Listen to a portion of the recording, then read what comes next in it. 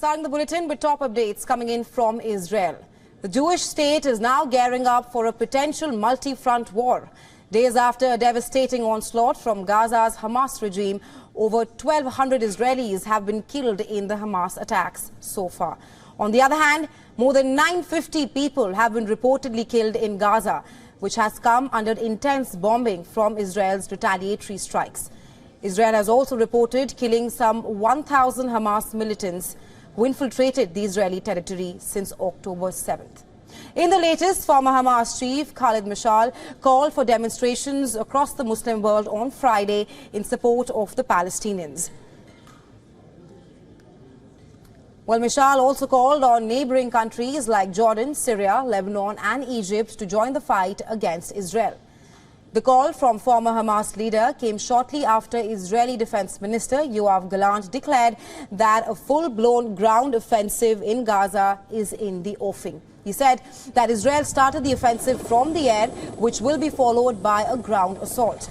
Gallant was speaking to Israeli troops near the Gaza fence, where the Israeli forces say that some 300,000 soldiers have been deployed. The Israel forces pounded the Islamic University of Gaza with a heavy airstrike.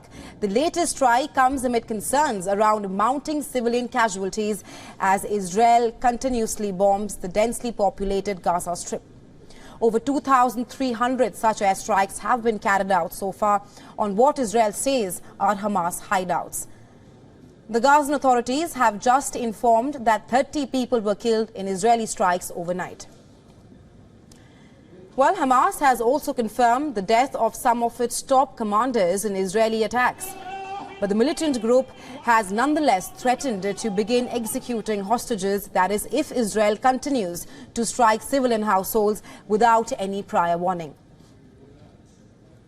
Hamas is holding up at least 150 hostages, and these include Israeli and foreign nationals.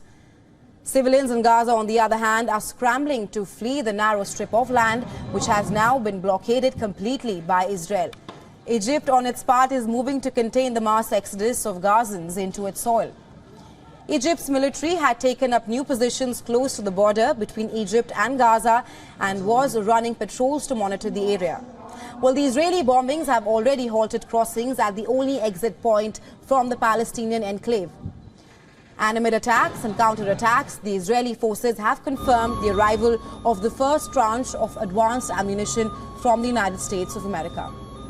Well, the U.S. aid arrived in Israel as U.S. President Joe Biden called the attacks by Hamas an act of sheer evil. U.S. Secretary of State Antony Blinken is also set to visit Israel on Thursday to meet with senior Israeli leaders in a show of support. At least 14 Americans have been killed so far in Israel, with an unspecified number of Americans missing or being held hostage.